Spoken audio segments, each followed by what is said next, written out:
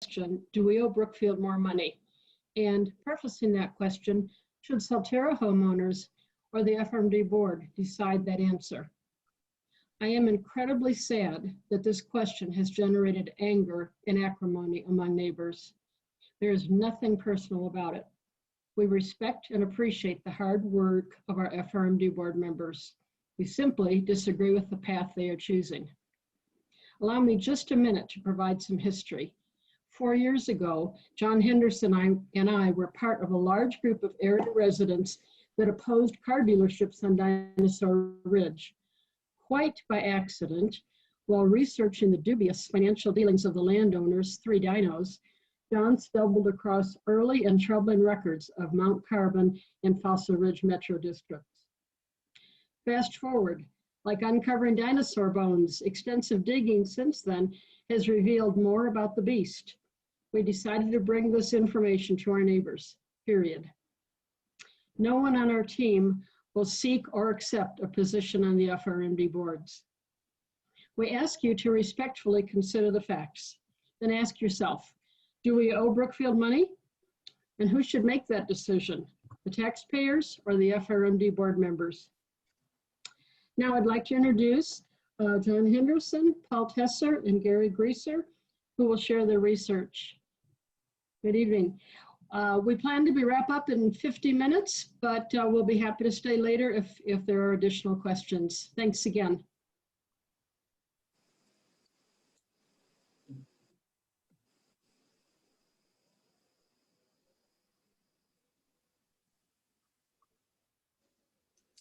All right. Yeah. John. Yeah. Can you hear me, Gary? I can hear you. Thank you. Okay. Good evening, folks. Thanks a lot for taking your time this evening to participate. We're going to give you kind of the high-level summary of work that we recently completed. But one of the primary things we wanted to try to accomplish tonight was to answer your questions. There's been a lot of back and forth on some of the social media and emails among neighbors. So we, in our efforts to bring this information to the community, have really placed an emphasis on focusing on the documents, what the documents actually say, and what do the statutes say. So if once we're done with the presentations, which should be brief, we hope you will bring all of your questions to us, and if we can't answer them right away, we can answer them within a day or so and send you the actual documents. Many of the critical documents have already been posted on the blogs and other information that we've put out there, but again, there are several documents, there are several critical documents, and the more opportunities we have to share them with people, the better. So at any rate, let's look at what we recently generated in a way of a research report. One of the nagging questions we've had is, have we already paid for the infrastructure? And so we have these questions. Did we already pay for it? As Brookfield double charged us? The next slide, we get into what we found. Gary and Paul did some incredible research. We stumbled upon a data bank over at the county assessor's office that provided the raw data that really helped us to begin to answer the question. What we discovered was in the sale of our lots, when our lots were sold from Brookfield to the builder, either Infinity or Cardell, whoever it was, and in some cases, individual homeowners, we have the actual amount of money that was paid for that lot. And when we add up the numbers and then subtract out the numbers that we have for what it costs to develop the infrastructure and what it costs for the land, we realized or discovered a significant amount of profit that was also paid to Brookfield. So in the next slide, you can begin to see that there were essentially, we paid twice for the cost of the infrastructure. The industry standard for how to develop is longstanding. It's followed in most of the rest of the country. Colorado is really an exception. California and Texas do this too, but when you actually read the statutes that provide for special districts in each of the 50 states, you see ours is the only state that actually has something called a metro district. And only California and Texas really do what we do here. So it's a pretty unusual deal. And the standard way of financing infrastructure is through the cost of the lot. I mean, it's just, basic arithmetic. In a recent presentation, Megan Schrader of the Denver Post, the editor of the editorial page, said, my dad was a developer and he developed 80 acres in western Colorado, and he did what everybody does. You buy the land, you make the improvements on the land, put the pipes in the ground, and connect them to the water and the sewer, build the sidewalks, build the roads, and then you sell those developed lots to builders who actually build homes. And the cost of the lot has three components.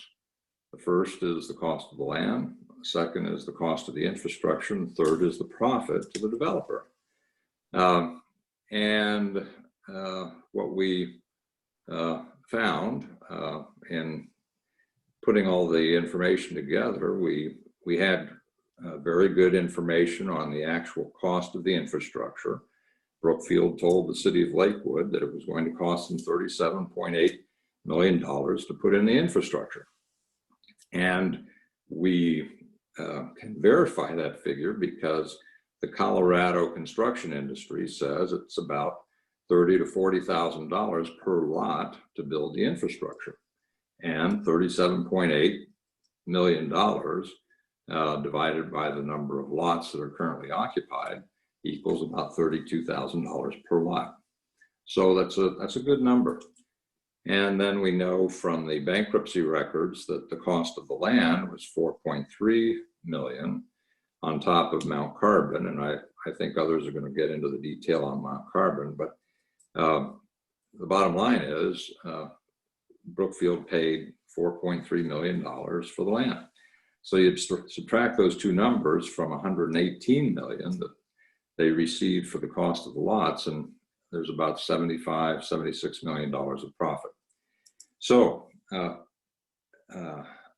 we already paid for the infrastructure. Some will say, well, you don't really know what Brookfield did with the money. Well, it really doesn't matter what they did with it. We paid for the infrastructure, we paid for the land, and we paid a healthy profit when we paid for the lots. So what's going on with the special district thing? Why are they trying to charge us again? And that, unfortunately, is simply because they can. Anecdotally, and I don't have the individuals, it was privileged information that was shared with me, so I can't give you the details, but there was a instance described to me where one of the leading special district attorneys was talking with their client about special district development. And she said, here's a way you can double your profit. You can use one of these special districts. So it's become a separate profit center, and they do it because they can. And it isn't until someone stands up and says, hey, wait a minute, there's something wrong here, that it's going to change. So I'm getting ahead probably of the other speakers, but what we're doing initially is simply pressing the case to continue the reform that began back in 2017. In 2017, we got the Brookfield employees off the board. The next step was then, and still is today, to restore our vote, the residents' vote, the right to vote on whether or not to issue bond debt. As I've said before, they do it Ken Carl, and the Constitution provides for it. The only reason we don't is because 8 Brookfield employees in 2006 gave permission to the board to do it. And just like they gave them permission in 2006, we can reverse that in 2020 when we have 2,000 people voting instead of 8 employees of Brookfield. So, Eric. John, if I may, I'd like to go back one slide for us. I want to bring up a little bit about Mount Carbon a little bit here, because I think it's important to establish to the community, there's a misconception that we're under one metro district here, where we actually are paying for 2 metro districts. We pay Mount Carbon the bankruptcy, and we pay Fossil Ridge. So Mount Carbon, which used to be the Solterra area, used to be part of Mount Carbon. So it was a major development back in the 80s for commercial and residential, some 1,000 acres. So after 10 years of bad luck, the venture failed. And the bankruptcy on it began in 1999, and 58 million was owed in principal and interest. So if you parse out the Solterra obligation of around 390 acres, that would suggest that Solterra's acreage was probably going to be allocated around 22.6 million of that 58 million owed. So what you see here is what's already been paid by Solterra, according to the Jeffco tax levy documents, since creation of this community. So we paid over 16 million on Fossil Ridge Metro District taxes. We paid 9 million on Mount Carbon. That's a total of 25 million since this community started. We can't seem to get the full detail of the Mount Carbon debt, but we understand that the bond actually goes through 2020. So is it all on Solterra's backs, or is it shared by Rooney Valley as other places are built here? But if you look at the 2020 obligation for Solterra residents, that's 27 million more, almost 28 million more when you think 20 more years of 1.3 million. So that suggests that we've already paid 9 million. If we pay 27.7 more, that's 36 million, well above the estimated allocation of 22.6 million of our portion. So this needs more insight, and I think it's important for residents to really understand, don't be misled that we're only under a mill levy of Fossil Ridge, and so we're not as large as other metro districts. We are actually one of the highest in Jefferson County at a combined 65 mill levy for the 2 metro districts. So wanted to make sure that that was understood. So let's now go to Paul here. And Paul, it's your fine area. Thanks, Gary. Thank you. All right, let me take over the screen now. Let's see, by way of introduction, the last 20 years of my career, I spent most of that time working for Boulder County and the city and county of Denver, providing database and mapping support to multiple agencies. One of the customers I worked with a lot was the assessor's office. So I know assessor's data in the neighboring counties very well, and that gave me a leg up on figuring out the analysis that we put together. So let's see here. See if I pick the right screen here. Got too many screens open. Okay, so what I'm going to do here is I'm going to take you to the Jeffco assessor site and do a couple of inquiries. Then I'm going to show you the download site for GIS data and maps. And then I'm going to do some demos showing the Solterra base map, villages and lot costs, also the county parcels and Solterra parcels, and so forth. So I guess without further ado, let me change the screen. I gotta stop sharing and start sharing again. All right. So this here is ArcGIS, and this is Solterra here in the middle, and this is a 1 mile buffer around Solterra. Just to orient you, you can see the right of way here for C4. This is the McIntyre corridor. Here's C470 going down that way. All right, so next, let me show you. Here's the Solterra base map. Oops, I think I want to go to 10,000. And you can see the parcels are in white, and the open space is in green.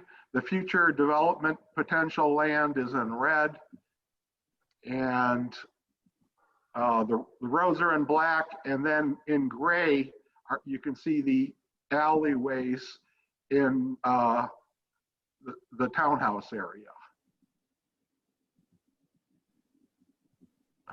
Okay, so here are the 7 villages, or 9 villages actually, of Solterra.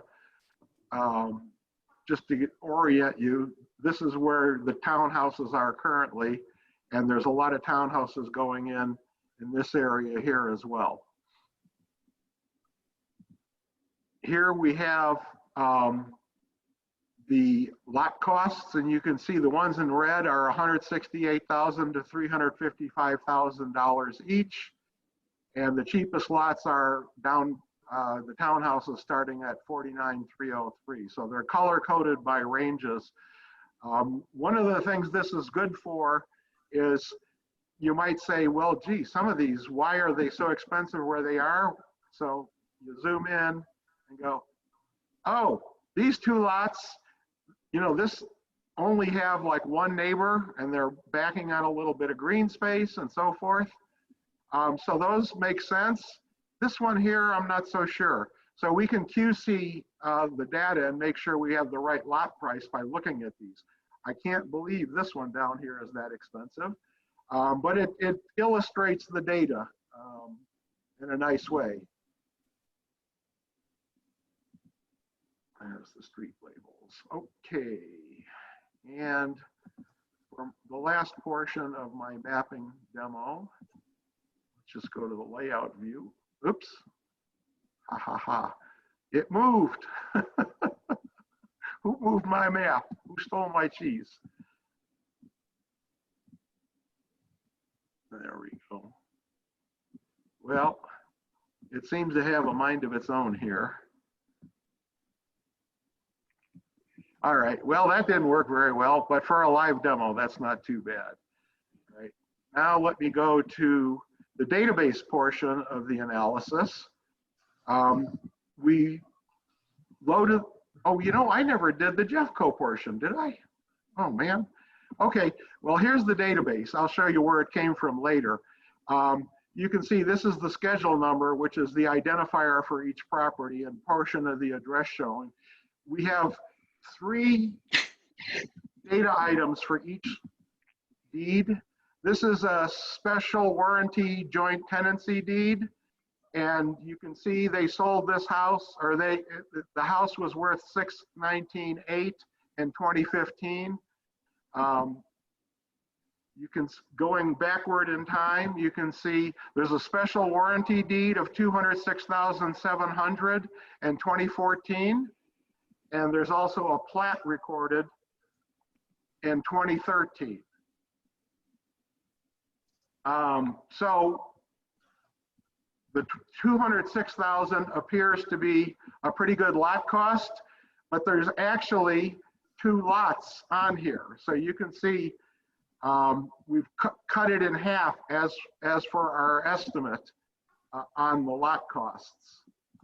Some of them, that's a fairly simple case. Some of them are more complicated. This one, I believe, shows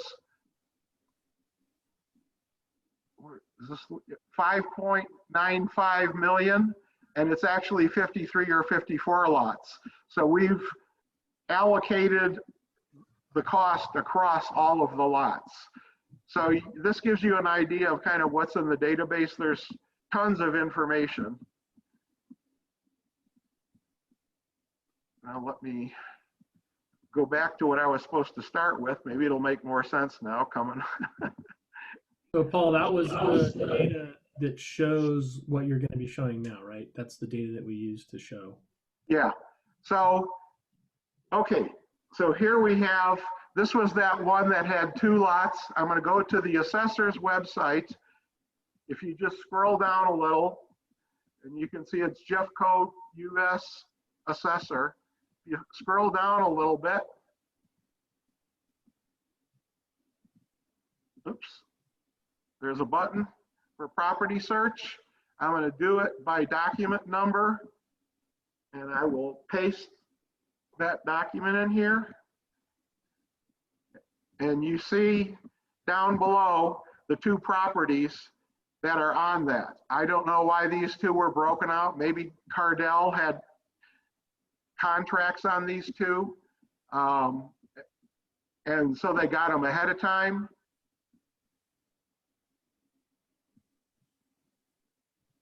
This is a what I would call a jumbo multi-lot deed.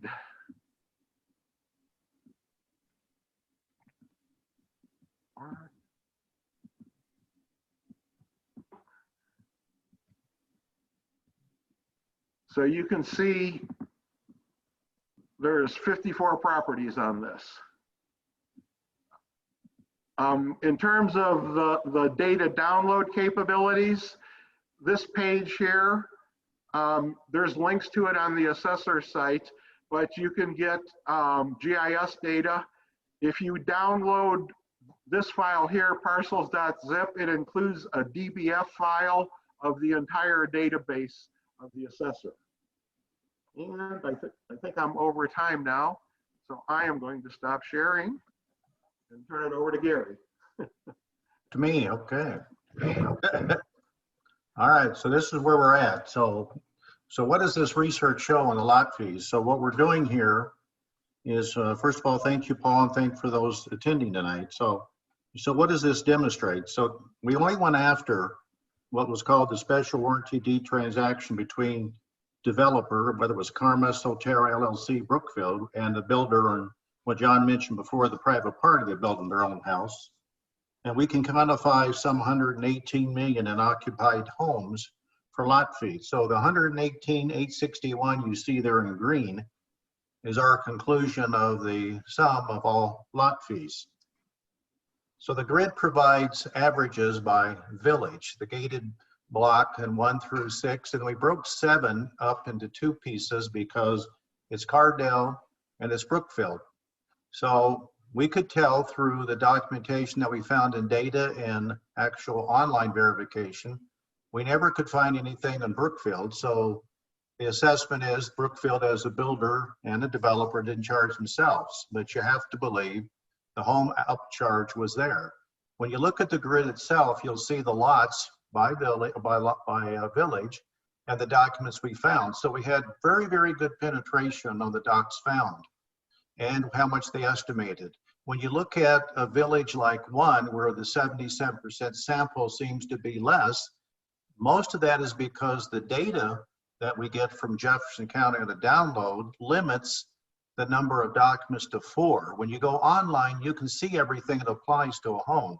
And so what Paul's trying to work with in the future with the assessor is to get the complete list of documents. So it doesn't mean that our process was flawed. It just means the reality is that we could only get the most recent 4. And because Village 1 is one of the older villages here, it's had a few more resales than other villages. And so it wasn't as well, but I still think the projection is solid.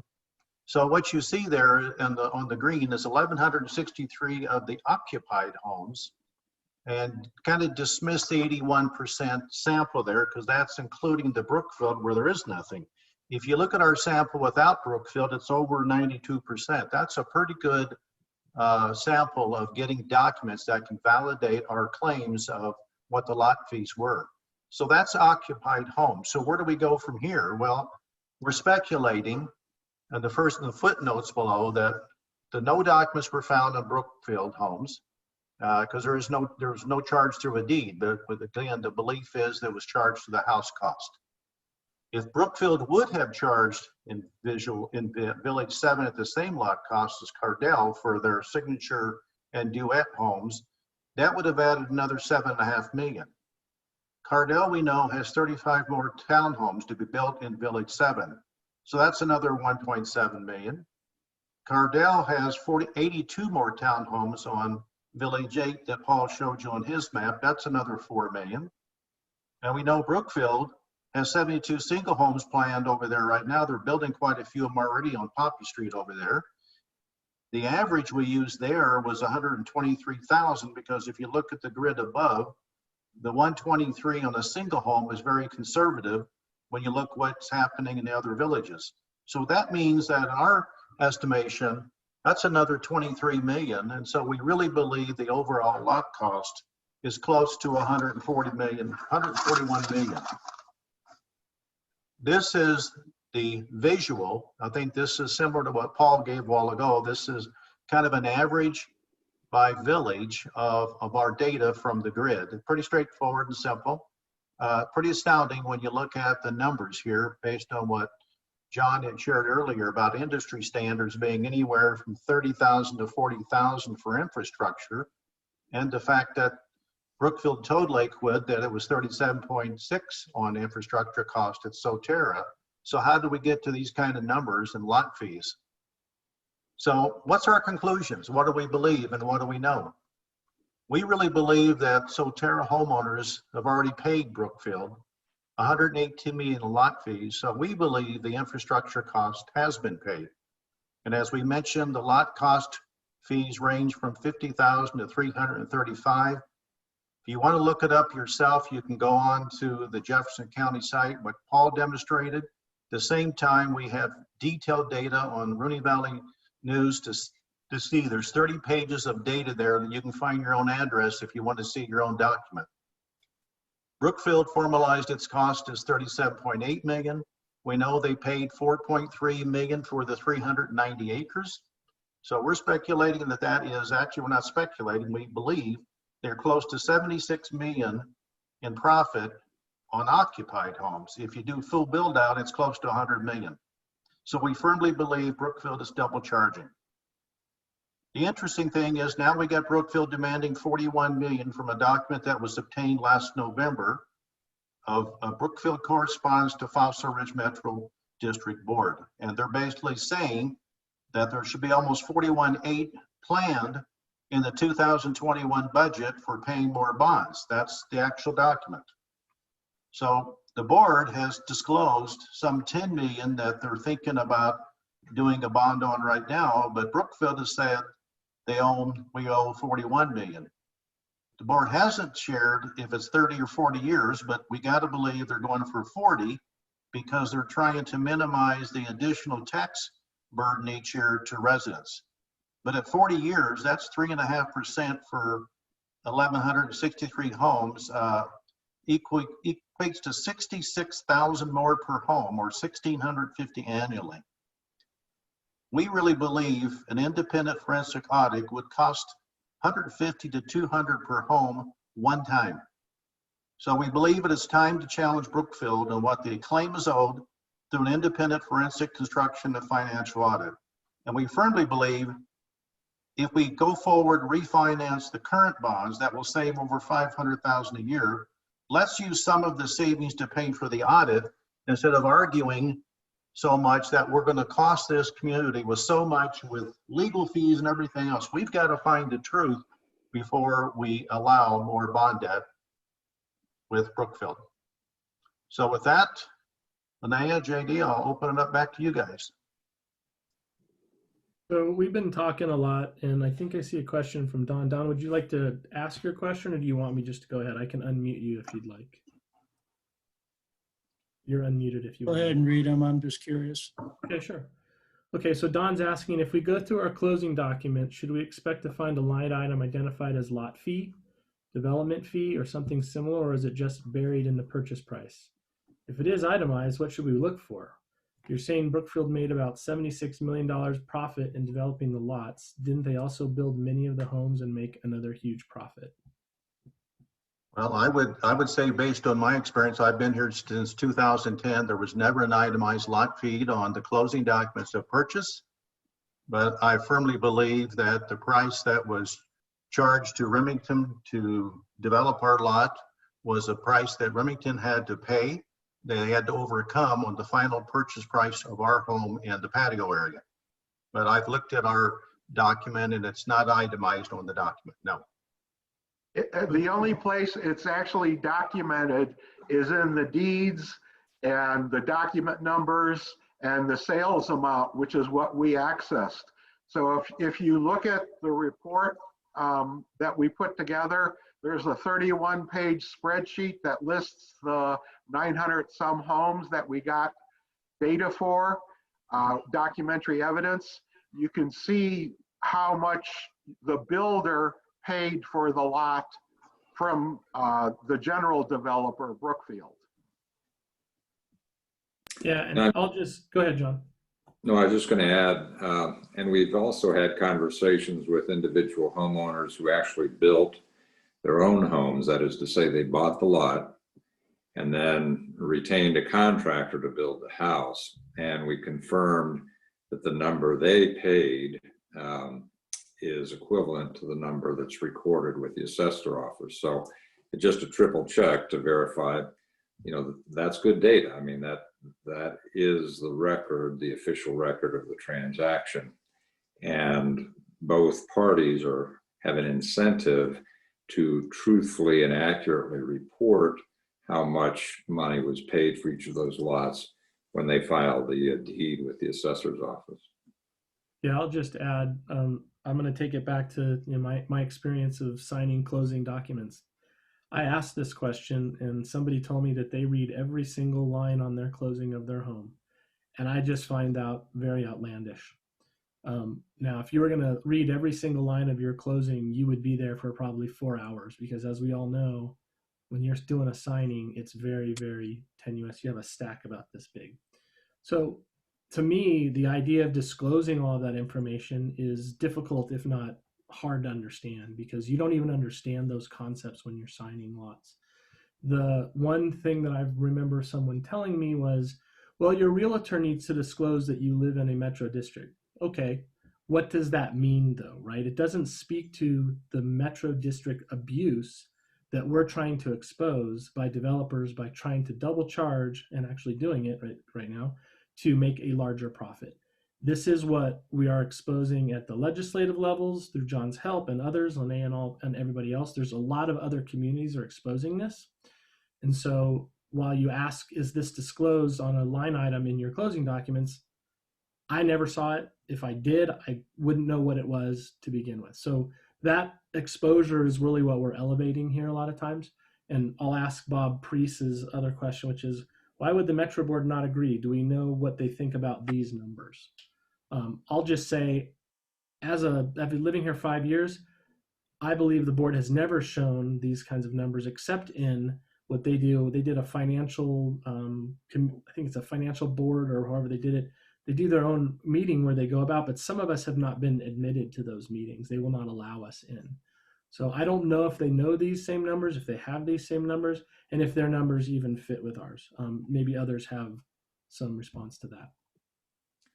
And they certainly have the numbers now, and we've heard nothing in response from the board regarding this research and this information. So we'll wait and see. Would anybody else like to ask a question? Or we'd love to have a dialogue with you if you're open and interested in what this is. This is recorded, so we're going to share it out there if you want to go back and look at it. We really hoped that we would get some of the board members to come in and engage us. There is a part of the law that they are, and I don't want to say hiding behind, because I don't think it's really hiding behind. I think there's a legitimate reason that some things they can't share because they do have a fear of Brookfield litigation. Part of our response to that is, why are you afraid of Goliath? Davy was not. They are expecting us to be afraid of them, Brookfield, and therefore that is being echoed by a group that is feeling that they just want to support the board. We believe, at least I will speak for myself, I believe that the board is doing all that they can, but they're doing all that they can inside a sandbox that is set up to fail. It is set up so that Brookfield will win. We cannot do anything in this sandbox to get out from under their oppression, their abuse. And that is what we're trying to change by what we're doing, by our steps. The board and their followers and their supporters are trying to tell us, let the board do their job, let the board do their job. We haven't stopped them from doing their jobs. We have merely exposed more things that are coming up and that the board will not respond to because they're talking to a lawyer in special districts. He is an expert. I like to use air quotes when I say expert in special district. So he's giving them advice within those special district, I guess you'd call it parameters. This is our problem. We have a problem with working within a special district to look for the abuse and trying to figure out those problems and the answers to those problems within that abuse. That is a problem. And that's what we're trying to expose. Anyone else have any comments or thoughts or questions? Yeah, I'll get you, Jim. Hang on. I see you raising your hand. Thanks. I asked you to unmute if you want to unmute. Okay. Can you hear me? Yes. Okay. So the board does have this information that has been prepared on the lot prices. Absolutely. I mean, is there any reaction from them about that? Not that we've heard. There is a board meeting, this Friday? Right. I was going to ask, anybody have any ideas what that is all about? We don't know. We know that the first hour is an executive session based on what they've said, 9 to 10, 10 to 11 is the open session, but we really do not know what's going to be covered, whether there'll be an agenda that's shared with the community or not. So we can only speculate. Yep. So they'll go ahead and make all the decisions in the executive decision and then tell everybody about that in the general session, right? Correct. That seems to be how they operate. Yeah, and that's part of our problem, right? We want a community of transparency and collaboration. And a lot of their response is, well, we voted for them. They represent you. If they're not representing us, how do we get them to further represent our interests? Absolutely. How do you even get in touch with them? I mean, I don't have their emails or anything like that. Their emails are up on Solterra Connect. You can reach out. I can actually share that with you if you. Okay, if you I'll go there and get them. Yeah, and honestly, and again, as Linnea put out at the very beginning, we have no personal agenda. We don't. They're neighbors of ours. They're people. Mike McCleary lives right next door to me. I talk to him daily about the things that we do. So what you see, if you see it, if you're on social media, you'll see attacks. You'll see people trying to say it's the law of the land, that you have to follow this. Brookfield made an agreement with themselves. You have to follow it. We know better. We know contract law. You don't have to be a lawyer to know that I can't make a deal with myself and say, John, you're going to pay me $50,000 because I want you to. Right. I mean, I agree. And for us to be paying double or triple, to Brookfield is just outrageous. And how can I ever convince a buyer of my house to buy my house and enter into this situation?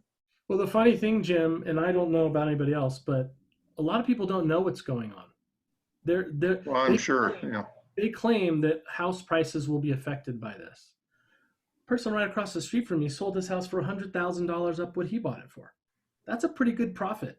Yeah, This no has been kidding. going on since 2006. There's been discussions, turmoil. Solterra's been not really leading, but one of the leaders in some of this abuse. John's been working very well, and Linnea has been working very well, and others, I shouldn't say just them, with talking with the legislature. So it's exposed.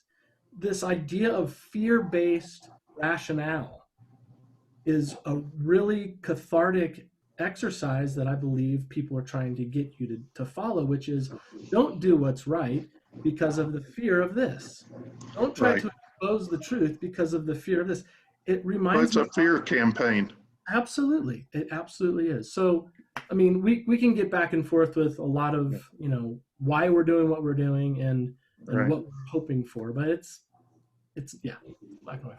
Well, and like I said, I've been here since 2010 myself. I have every go to stay in Solterra, every go to maintain Solterra, but it fears me something terribly that we're going to have a high burden on property taxes that we won't be able to maintain it. And we know we already raised the fees last year. You just have to believe they're going to even go higher because we're now 12 years old. You just know we're going to have more capital improvements coming. So, it's one thing to say, well, we're only trying to do 10 million right now with Brookfield because we're going to do it by not charging you any more in taxes. But the fees have to increase. And once you open up the 10 million, you've opened up the other 31 million or even more that Brookfield claims they are needed.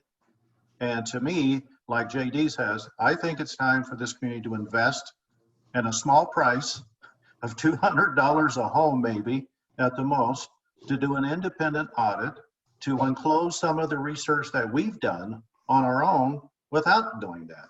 I mean, it's incredible to think that lot fees are 118, 141 million. That's an incredible number that nobody has ever looked at before. John's been talking about it, I think, for 3 years.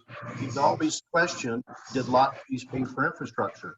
So we've been doing it for 3 years. Now we have the evidence that that's factual as far as what their collection has been. We know they collected over 118 million. And it's not just the lot fees and the infrastructure. If you look at the Mount Carbon information, we actually are paying 84% by our calculations of the original land cost through the Mount Carbon mill levy. Brookfield got the land for 16 cents on the dollar and sloughed off the 84 cents onto the future property owners. So we bought 84% of the land. And then they charge us really high lot fees and infrastructure. Yeah. So, in moving forward, we have some opportunities. One is to try to persuade the board to return the residents' right to vote on the debt. If we get the right to make that decision as a community through a ballot vote, the way it's done at the city and the county and the state level, then we have an opportunity to make a community decision that's driven by data, research, and thoughtful analysis, which culminates in a vote. Everybody decides for themselves, do we want to pay Brookfield more or not? And if Brookfield can't prove that we owe it, then I think, the logical conclusion is we shouldn't pay it. So the first step is to get the right to vote back, and then do the independent evaluation. Then with that information, we vote on it, just like they do at the city, county, and state level. It's a constitutional right. They took it away in 2006, and we can just as easily get it back in 2020. Unfortunately, because there's no right to citizen initiatives in metro districts, they didn't see fit to include that provision in the metro district statutes. It is available at the city, county, and state level. But because it's not, the only recourse we have, unfortunately, is to recall the board. We don't want to do that. It's not the preferable way, but we really don't have any choice. That's the only way. This is kind of like the last, the last opportunity to stop this, thing from rolling downhill and never getting control of it again. And it's going to be hard to do. We can't go door to door the way we did in 2017 when we collected 749 signatures and Brookfield ran away. We can't knock on doors as easily as we did last time. So what we need, Jim and others who are interested, we need a group of folks like yourselves to help us logistically figure out how to collect the signatures in this awful time we're facing, and present a petition, a set of signed petitions at the end of 60 days. November 5th is our deadline now. We just got the petitions approved. So by November 5th, we have to collect 300 signatures from each of the districts. So we need help doing that. And we need people to reach out to their friends and friends of friends to help us do that. If we got 30 people and we, each person collects, 10 or 20 signatures, we're well on our way. But that's where we are. Yeah, and I'll just say, Clint had to leave, but he wanted to ask a question, and I think it's pretty easily answered. He's talking about the expert regarding metro districts, and is this the attorney representing Solterra, the metro district, or us? And the answer really to that is he's working with the board. They've also said that they have retained other experts who they won't mention who they are, that they're just bringing in other experts. So I don't know if anyone else has any other comment to that. Yeah. Okay. One of the things I think is really important to recognize, and John, I think you kind of threw me a softball when you were saying, I was like, yeah, I can hit that one right out of the park. We talk about this recall as being our last ditch effort because, they didn't include Citizens Initiative, which would have given us our rights to do it a different way. And people are postulating that it's because we ran and lost. Okay, if that's what you want to think, but it's not true. None of us, as Linnea talked about, are looking to run and be on the board. We would be happy if the current board members would change direction, would stand up to this beast or this behemoth of a developer who is taking us for a ride. If they would do that, we wouldn't have any reason to do what we're doing. There are a few things that we're talking about, changing our right to vote, getting it back. The problem is that we hear nothing. We hear them talking to experts in special districts. We don't get any responses for them. And as I think Jim kind of alluded to, they tell us what they're deciding to do. That's difficult. This process of trying to get signatures in each district, as hard as it may be, is doable. However, it's not our end result that we're looking for. We're not looking to necessarily remove board members. We're trying to keep them aware that we want them to change direction. So if we don't succeed in recalling and getting our petitions, have we failed? No. The process of exposure is the win. The outcome is not the end, and it's not the win. I don't know if any of you have read Michael Jordan's book about, I don't know how exactly what it's called, but it talks about when you're playing a sport, the process of getting to your goal is really what the goal is. That process of exposing and playing so well and trying to achieve the goal is so much more beneficial than the actual goal itself. So we're succeeding in exposing, and that's really all that we want to do. We're going down a road that we have to go because we have no other alternative other than, as loyalists say, just trust the board. We don't. That's the problem. So how do you gain trust? Well, the way I gain trust when I work with my teams in software development is I ask them questions. They receive answers. They ask me questions. They receive answers. It's just not happening for us. And so that's the difficulty that we're running into. And I wanted to share that, if we don't get the numbers, we have not failed. We have already succeeded. People could go door to door for signatures, Bob, but again, how receptive would they be to doing that in a pandemic? I think you may get a lot of neighbors who may be, trying to pigeonhole us then and say that group of people that are already doing it on social media, that group of people are exposing me to COVID, might not be something we want to talk about. But certainly it's not out of the picture. And if something changed in the next 60 days where everybody was COVID free and they had an antidote or a vaccine, yeah, we could possibly do that. But we'll think of other ways to do this. I mean, if it comes down to lemonade stands, fine. If people come by and throw tomatoes at us, I'll be the first one to take the hit. This is just something that we want others to recognize. An important thing I think is also out there is that we don't have a lot of representation in this community. I think the board wants to get you to believe that they're the ones that everybody voted for. What did we have? 1/3, I think, participation in our last election. 1/3 of our community. That's not that's not the majority of this community. So there are a lot of people who are wanting to see and hear this exposure, and we're sharing it with them, and they don't talk up because of the attacks that happen on various places. So, I like how John says this. He said to me back before, he said, let's see what happens, because we just don't know. We really don't. We don't know how many people, if you have a conversation with them, will be open to understanding what we're trying to do. Oh, Linnea, you're on mute. Hang on. I don't know why. There you go. That's better. Oh, I was.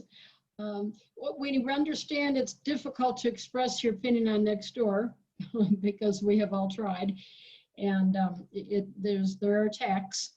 So if you can think of ways to express your opinions other than on Nextdoor, it might be in your best interest. But if you're willing to take some tomatoes being thrown at you, you can express your concerns on Nextdoor.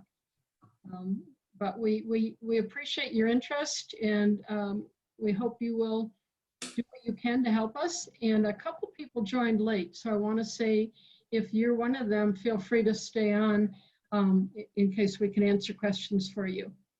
And with that, do we have any questions, comments?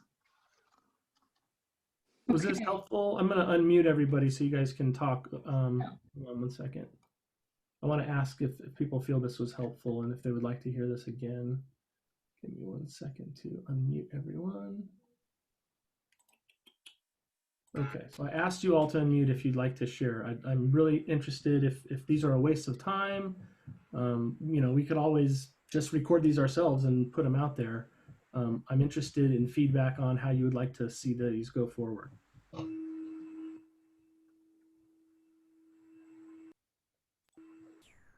Bob, anything? I saw a couple people. Have you tried getting some exposure through media, like sharing this info with local news stations? John, do you want to talk about any of that? Yeah, we shared our research and the report with the Denver Post. Dave Magoya is the gentleman who wrote the series of articles on Metro District use around, I guess it was the end of last year, beginning of this year. They've been hit hard by the virus as well, and of course have been very focused on other very critical issues, but they're getting back engaged, and I anticipate they'll be writing on these issues here in the upcoming weeks.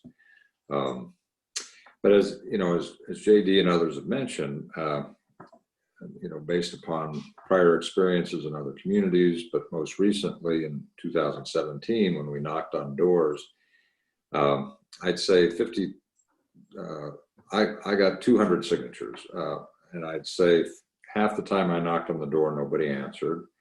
When someone did answer, easily half the folks, if not more, had no idea what was going on. So part of the process, part of what we do, and what we accomplish by reaching out to folks and asking them to sign a petition is educating them about the issue and referring them to both sides of the issue. Here's what the question is. Here's a short piece of information, both sides, and here are sources you can go to.